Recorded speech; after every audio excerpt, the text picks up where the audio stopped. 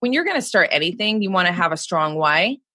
You want to have like a strategy and a game plan, almost like an end vision, right? And you want to be very real with yourself in the process of like, can I show up and do this work? Another question I love to ask myself, what could potentially get in the way of me, doing this work and doing it at the level that I want to do it? Are you ready to bust through your fears, connect to your purpose, and take inspired action to build a business that fuels your soul and your bank account? Welcome to Luscious Hustle, the podcast for soulful entrepreneurs. I'm Betsy Milne. And I'm Laura Milne. We're transformational brand and business coaches, bringing you the tools, ideas, and motivation you need to propel your side hustle from a spark of an idea to a full-fledged, lucrative business and luscious life. Tune in each week as we teach you our unique blend of spiritual practices mixed with savvy business strategy to help you scale and grow your brand with ease. Thanks for joining us today. Now let's get started. Welcome back to the Luscious Hustle Podcast. Today on the show, we are so excited to be joined by Roxanne Safi, also known as Roxy. She is a lifestyle entrepreneur, empowerment coach, and the founder and host of Black Belt Beauty Radio, a leading podcast in optimizing self-development, life performance, and health. Roxanne has also made her mark over the last 15 years as a renowned celebrity makeup artist and consultant to prestigious media and beauty brands. She lives and works by her mantra, 360 degrees of beauty. How you feel on the inside directly impacts how you look and decide to live your life. Her revered artistic skills, paired with her lively charisma and contagious energy, empowers her clients to feel their absolute best from the inside out. As both an athlete and artist, her daily lifestyle displays the harmonious utilization of both masculine and feminine energies in all facets of her life, from kicking ass on the Brazilian jiu-jitsu mats to designing flawless makeups for the Oscar red carpet. This is the genesis behind Roxy's lifestyle brand, Black Belt Beauty, and its tagline, Mastering the Beauty of You. Holy shit, girl. I cannot wait to dive into this conversation. Welcome to the podcast.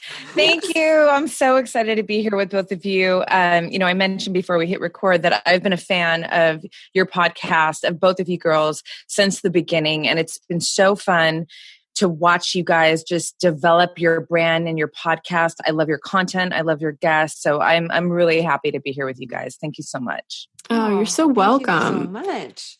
And your bio right there. I mean, it's the epitome of bougie and badass. Like my favorite makeup and jujitsu. Like, yeah, my jujitsu.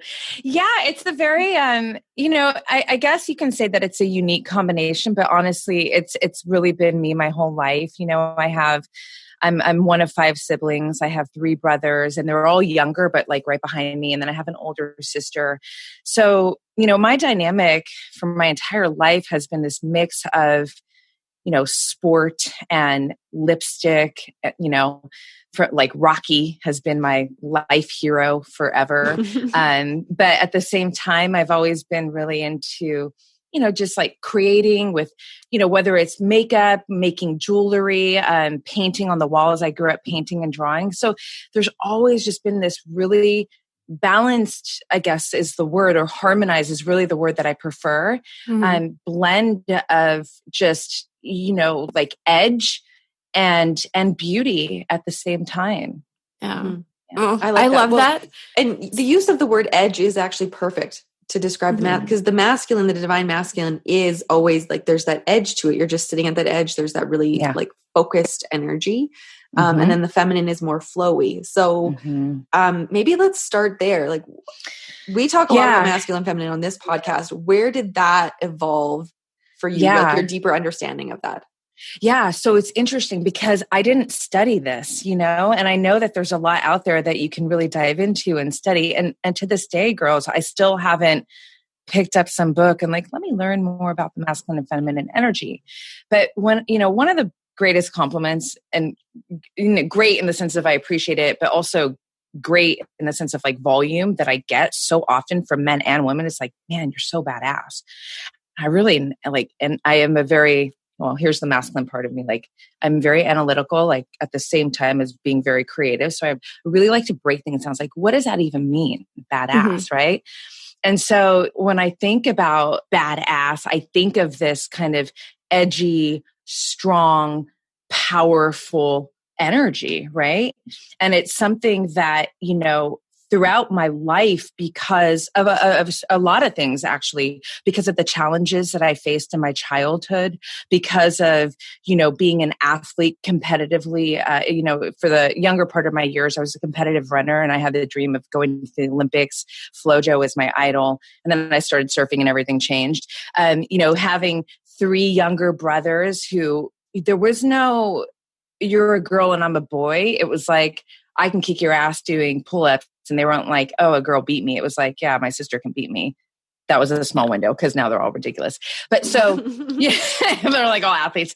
And then at the same time, you have my mom as a perfect example. She is a fighter. She's fierce. Her lips are always red or pink. Her nails are always done. She's a hairstylist. And she really taught me a lot of things about, just even how to walk and face life with this strength. But there was always this element of femininity because of my mom and how soft she is at the same time. And so it was like, I feel like I was downloaded this way. I was born into it, just internally. And then that dictated a lot of my passions and the things that I would be drawn to and move towards. So, at this stage, being an entrepreneur, so you have like this whole career path of being a celebrity makeup artist. And the word celebrity is whatever. I hate even using that, but it's just to really make others understand the kind of lane of my career. Because, now when I started doing makeup, people were like, what company do you work for? I'm like,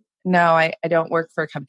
Now we have, it's a much more, well-known and understood career path, right? But I'm not a social media makeup artist. And so anyways, celebrity makeup artist, that's been my focus for forever now. And, that is there's parts of that, obviously, that are very feminine, but the business side of it, right? And this is not the business side of it. Being a freelance artist means you got to be a gangster. You got to be a hustler. You got to be like, you got to know how to. And this is so applicable to right now. And it really gives me an edge in this quarantine situation. But you have to become so comfortable with the uncertainties, because life as a freelance artist is 100% that at all times, right? And so I know this is like a long-winded, kind of rant, but it really is this picture, the picture that I'm trying to give you of how, number one, I came downloaded with this blend of I love pretty things. I love beauty. I love, playfulness, light, and just the feminine. And then at the same time, I love hardcore. I love edge. I love using my logic and reasoning and critical thinking and making executive decisions. And that has always been like a natural, just part of my everyday life, So that's it. I love that. And I actually resonate with your story so deeply because I grew up as a competitive swimmer and I also was on the Olympic track and I beat the boys and I was always at the front of the lane. Like even the 6'4" guys, like I would be in front of them in the pool and they were trying to catch me basically. So like, I understand that competitive edge and the drive. And I love that your mom was just so feminine and like embraced that in you. Like FloJo was awesome. I mean, I'm a kid of the 80s. Yeah. I mean, she would come out with her makeup and her hair done and she just had so much presence and this incredible like beauty as she ran. Because again, that was like when I wanted to go to the Olympics, like I watched everything. I wanted that whole thing. But what I really love and what really resonates with me about your story is like understanding the dance between that masculine and feminine. So yes, you're in a business that you're dealing with very feminine, very beautiful celebrities, right? And where the epitome of beauty is actually idealized in so many levels, right? Like we're all seeking to have that perfection. And yet you recognize that there is this hustle that has to take place. There is, as you call it, gangsta, which again, you said Rocky and like, I went to college in Philly and I used to run the Rocky stairs. I like lived down the street on the Franklin Parkway. So it's interesting because you're right. Like I think sometimes as soulful entrepreneurs, and like we've talked about this and we've done this, where you want to be one or the other. But when you are freelance and it does come back to you, it's really about digging in and having that grit, that tenacity. It's not so much about the hustle as it is having the grit to just continue to show up. So I'd love to hear about like your evolution as an artist, right? Because being an artist, I went to art school. I know how cutthroat it can be. Everyone's opinions land on you. And at the beginning, it had to, like, how was that for you at the beginning? Was it great reception from the start? Or was it just something that you love so much? You're like, I'm going to keep persevering. I'm going to keep showing up and see what unfolds for me. Oh, it's such a big story. In the beginning, first of all, let me just say this. I'm 41, about to be 42. I started doing makeup when I was... Me too. Are you 78? I'm 79, but I'm 41. Nice. So yay. Yeah. I love it. Yeah. Gotcha. Yeah. It's coming up. So when I first started doing makeup and I discovered that you can actually have this career as an actual makeup artist, it was a trip for me. I started in retail. I lived, Honolulu's home for me too, Hawaii. And I'll never forget that moment where I was like, what? You could do this and like make this an actual career? And the minute I figured that out, I quit the retail job that I was working at, made a business card. I was like, that's it. I'm doing it. And yeah, it was so crazy. I did this one fashion show, and it was actually a very big fashion show in Honolulu at the time. And I just made that decision where I'm like, and I didn't even know what I was doing, you guys. I didn't know what a book was, a portfolio was. I had no idea, but I just knew that this was something that I felt very connected to. And where the makeup thing stemmed from, it's probably important to say this, it wasn't that, I loved makeup as much as it was, I loved how I could influence in a positive way the way that these women feel. And that was something that started for me when I was in high school. Like I was that friend that you're going to prom and I'm doing your makeup, and I loved that feeling. So it's a really long story because I dipped in and out over the years with makeup where, I got pulled in other directions, event planning, which all makes so much sense when you look back at it now. We'll get to that later to where I am now with Black Belt Beauty. But to answer your question, when you're moving yourself, especially in the realm of celebrity, and the reason for that is because celebrities grace the covers of magazines, they get the ad campaigns. If you want the contracts with brands, if you want these bigger kind of more, longevity in your career, these, bigger opportunities, you got to go down that path, right? But in the middle of that journey for me, I did move to Paris. I went to an artistic academy for makeup, which was hardcore, 5 days a week, 8 hours a day, all taught in French, just makeup. Mm-hmm. And that was a rad experience because I always wanted to live in Europe and, France. Okay. And it was actually really important for my skills because while I had it, I definitely came downloaded with a natural ability for the art. What they taught my eyes was incredible. Like right when you think you got it so perfect, that perfect liner or the lip liner, the teachers would come around and do the smallest tweak, you guys. And you're like, oh my gosh. And now it's perfect. And when that's repetitively happening to you and you're witnessing that, it's like, it trains your eyes. And so to be very direct to your question, did I experience a lot of no's, a lot of, non-approval of, or just like, basically like, you don't get the job or that wasn't good enough kind of thing. Have I experienced that a lot? Did I experience it a lot? All the time, because I will say this, it is even more so now, but definitely when I was starting and in the middle process for me, it's such a competitive career, especially moving in the direction that I did. But I'm proud to say that when I moved from Hawaii to New York, right? And New York would be this blend of makeup and other things. Again, those other things all really have been so important to where I am now. Moved to Paris, moved back to New York, moved back to LA, where I'm originally from. When I moved to LA, 2008, we have this crazy economical adverse time, right? All of us, right? And that is when I decided I'm going to commit full time to a freelance career in makeup. And the reason for that is because honestly, you guys, I came here and I'm like, shit, I got to make money. Like I got to make this happen. I had been gone for almost 14 years or whatever it was. And it was like the one thing that I can lean into and count on. And so, I start doing it and I started getting good responses from it in many different ways. And I'm very self-aware and self-connected. And I just started paying attention to the feedback I was getting. And that's when I decided, you know what, let me just move forward with this. Let me build my book. Let me see what happens. That would end up becoming the real journey of what would be like the kind of like the meat and potatoes of my makeup career, and in that, so much challenge, so much adversity, so many moments of crying and not knowing like, how am I going to make it to next month and all of these things. So I hope that answers you. And I felt like it was important to give you those other pieces, because where I am now is makeup it's almost like the side gig now, which is rad for me, because now I'm in a position where I love it, but I only do it if I really resonate with the client, with the job, if I want to do it, because my podcast, my brand, Black Belt Beauty, is now at the forefront of everything. It's my priority. It's really my higher calling and my truest, highest self.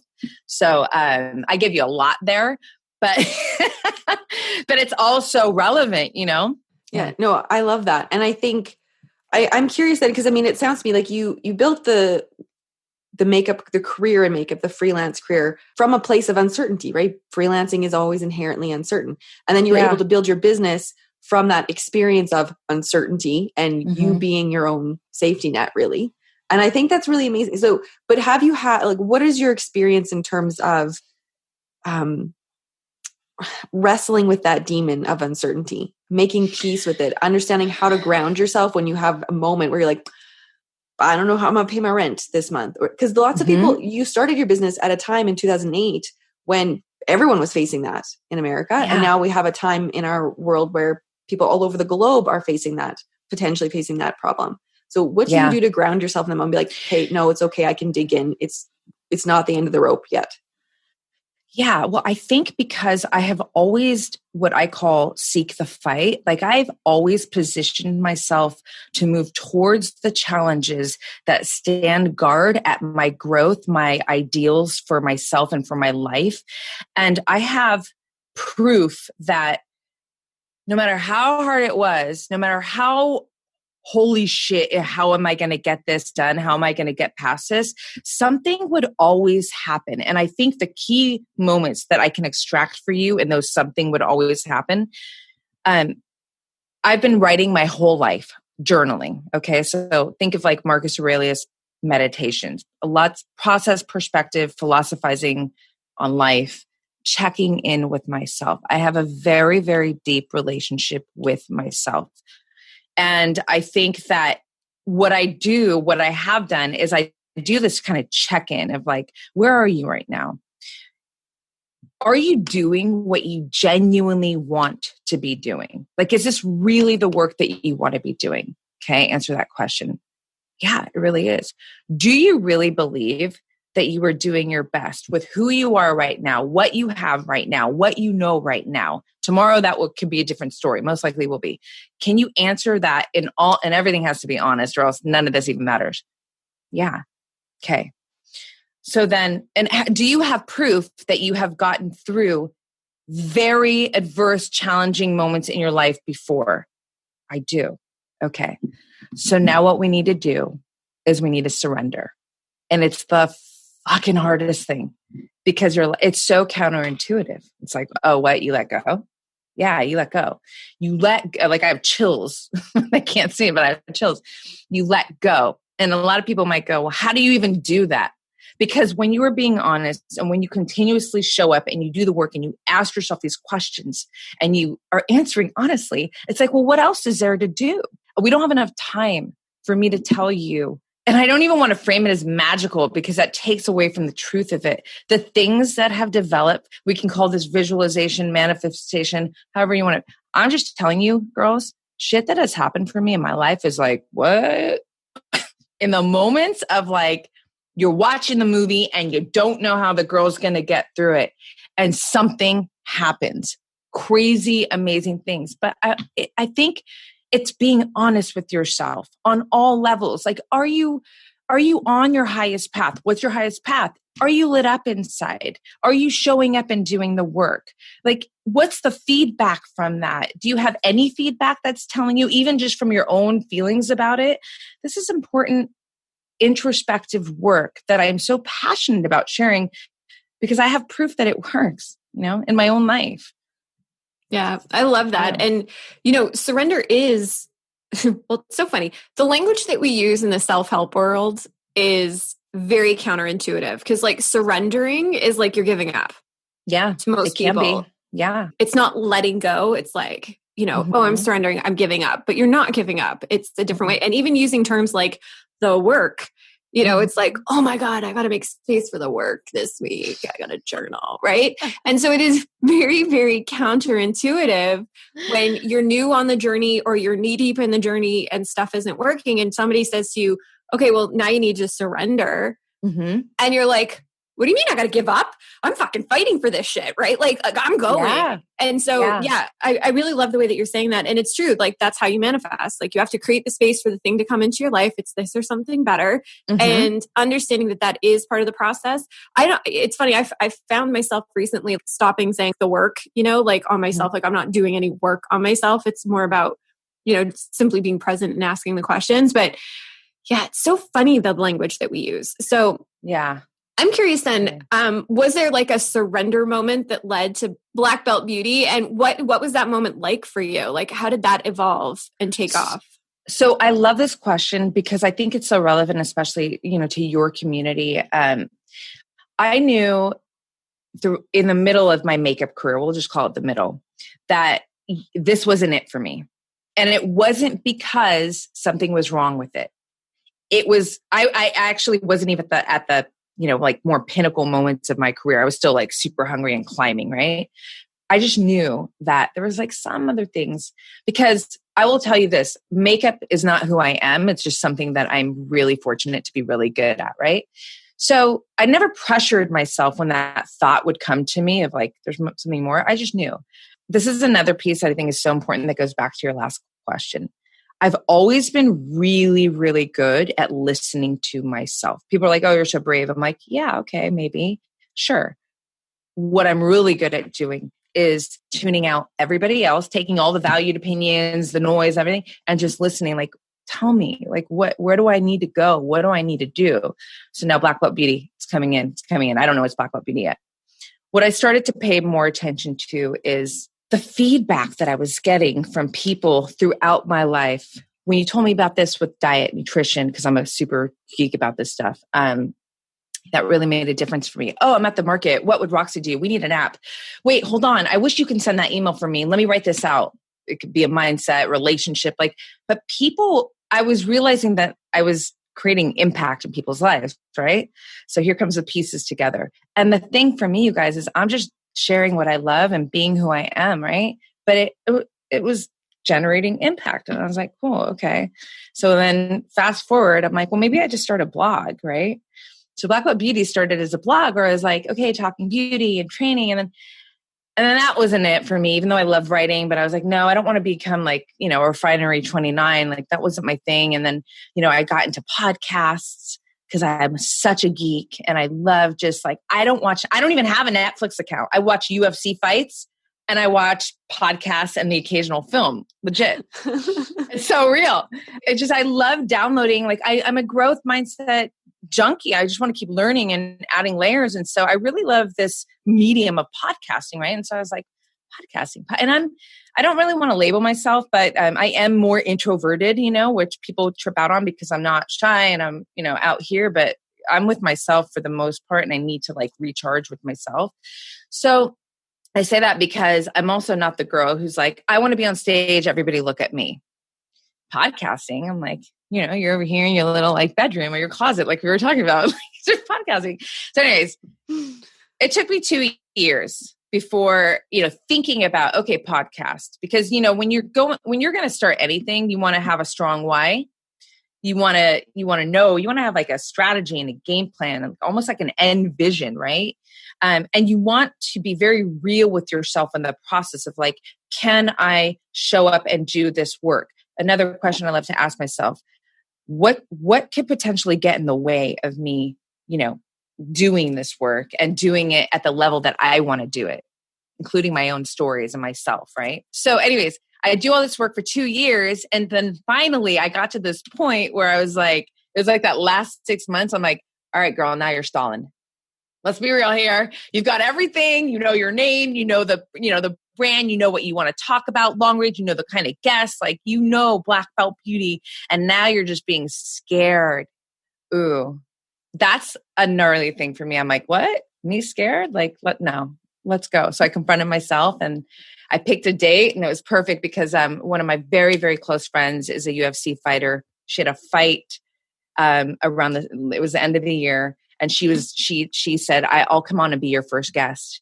And I was like, okay, well then you got to launch the podcast with her fight. Like, this just makes so much sense. Right.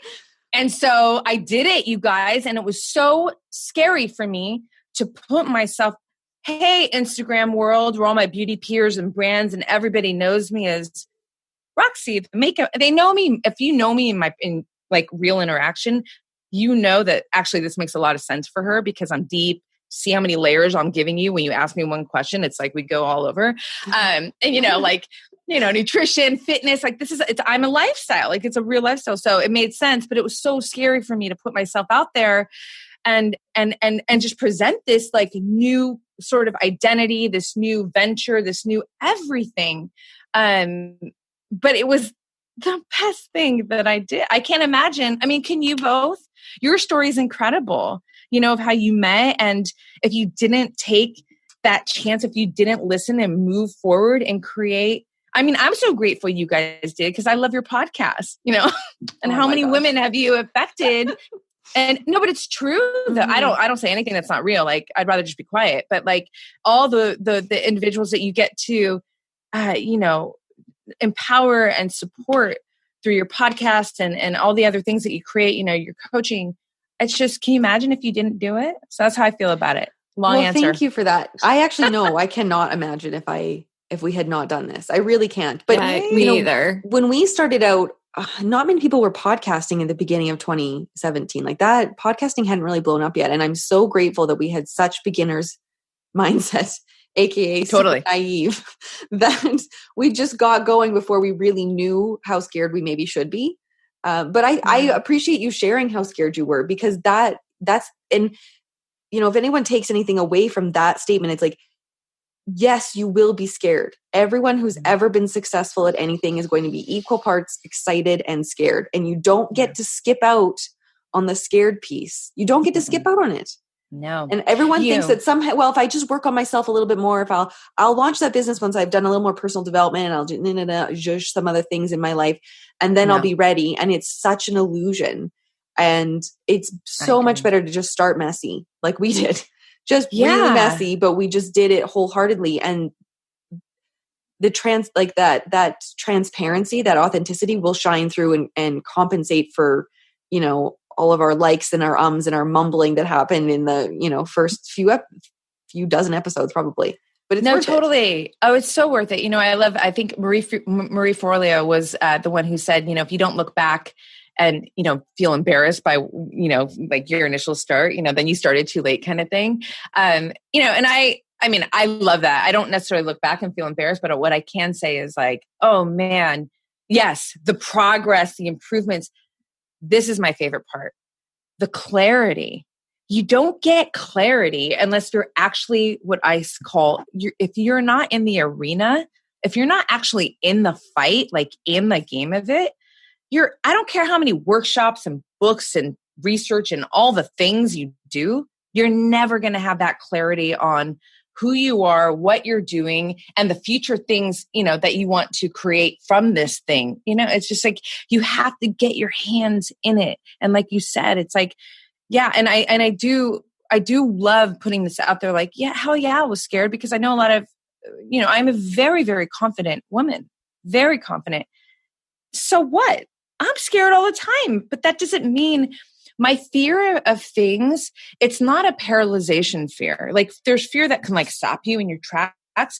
And there's this kind of like, oh shit. It's more of like a nervousness than a fear maybe, but it just, I think what I've done and I continue to do in my life is like, I've reframed challenge. I've reframed that sensation of nervousness as my cues for go, because that's your leveling up. That's where the growth that you want is. It's like, it's literally the trigger. I'm like, ooh, this is challenging. Like, all right, girl. And I'm not saying that you have to have this whole crazy hard life.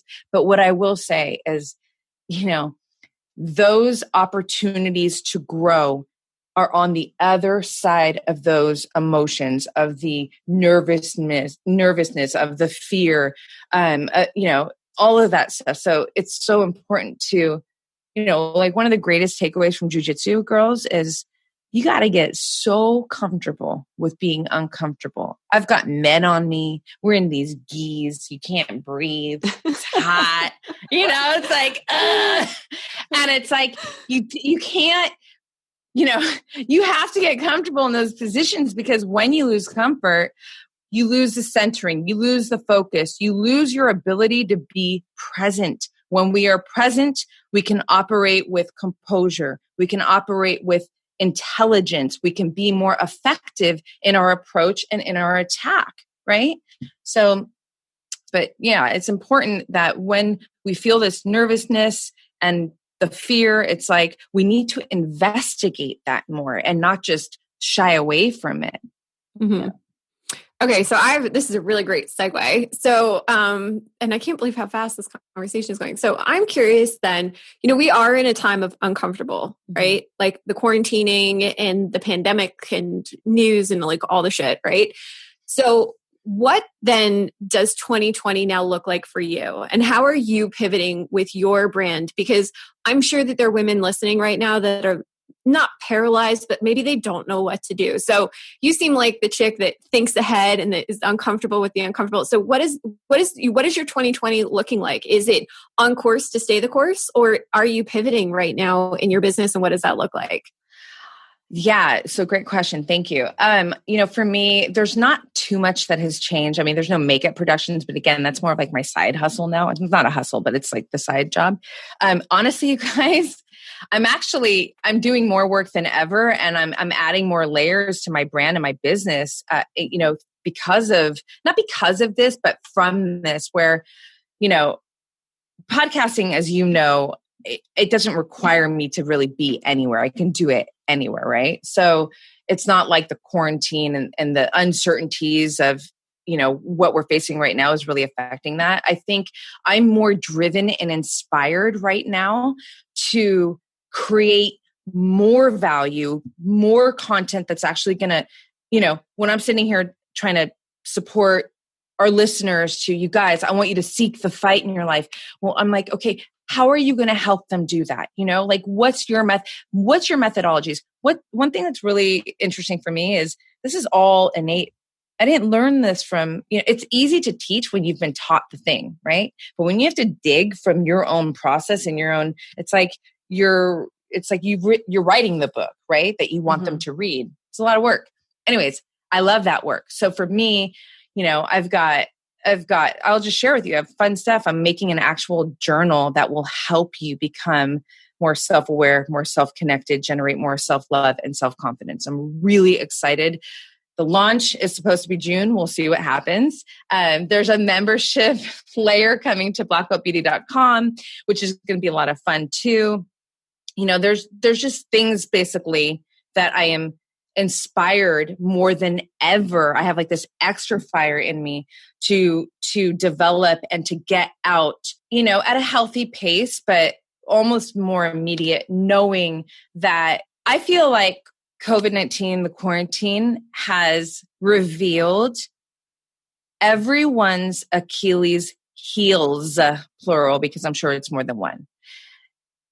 Whether it's in your relationship, because now you're at home and you have to be with your people or persons or whatever it looks like, you know what I mean? Like whether it's your financial state, your job, the areas for you to really investigate and invest in to further develop and make gains in, it's all being revealed right now. I mean, even as a nation in America, it's like, I can say that and I won't go political, but I think we are also seeing this as well as a nation. So I love this idea that, this is an opportunity for everyone to just do the check-in work. You're legally being allowed to check in with yourself, with your life, investigate, where am I right now? Where do I want to be? Okay, cool. Well, how do I get there then? And, so for me to go back to your question, I feel like at least for a certain, type of woman individual, the podcast is definitely not just women, it's men too, but I do feel like I have the ability to support my community and audience to take those steps with confidence. And I don't even care I'm not saying I'm guaranteeing that you're going to win. I'm saying I'll guarantee this, even if you get punched in the face, not literally, that you will get back up, because I know what that feels like. And I witnessed myself and have witnessed myself do it my whole life. So I know I have special ingredients to help you get there. So my big answer to that big question is, I've got a lot of work, girls. I'm getting after it every single day, from the podcast to these new layers. And I'm really just, honestly, I'm excited, which is not to say that it's not hard, that I don't have days where I feel defeated, that I don't have days where I feel like, fuck, is this ever going to happen? All that stuff is happening always too. I'm just a gangster at beating it, like, yeah, okay, I see you over there, but you're not going to win this. Maybe I just like to win. Oh my gosh. I think you do. Oh my gosh. Thank you. This is an amazing conversation. Honestly, it could go on and on and on and on. Thank you. Our final question, as always, for the podcast: what does the word luscious mean to you? Oh my gosh. The word luscious, it's so juicy. Luscious to me means my life. It's rich, it's whole, it's full, it's robust, it's vivacious. Like, do you see my feminine energy? They can't see it, but it's it literally is my natural reaction. It just makes me want to it just feels good. So that's what luscious is to me. Amazing. Oh, I love it. Thank you so much for coming on the podcast. Where can people find you in all the online spaces? Yeah. So I'm really active on Instagram. I have 2 accounts. I would say that, my personal account is Roxy Look. And then I have Black Belt Beauty, which is essentially more geared towards the brand. My website is awesome. My, email subscribers, it's a really good place to send people. Every Monday there's this bite-sized little love note that I send to them to start their day and their week to kick ass with. And, you can stay up to date through there as well with all the other things that I mentioned that are coming out. So, and obviously the podcast, which I'm so excited to get you girls onto, Black Belt Beauty Radio. I can't wait. Oh, we're so excited. And it was awesome. So thank you again so much for both sharing this with our audience. And we can't wait to connect with you on your show as well. So I can't wait to. Thank you both. Thank you. Hey, Luscious Hustler. Thank you for sharing your time with us today. We are over the moon grateful that you joined our conversation. If you can take 2 minutes to share this episode with a fellow entrepreneur or side hustler, it will not only have a massive positive impact on their life, but it will also signal to the universe that you are ready to take inspired action. Then head on over to iTunes and leave us a review. Let us know what you enjoy and what you would like to hear more of. It will support us on our mission to empower women to build the businesses of their dreams. Until next time, Luscious Hustler.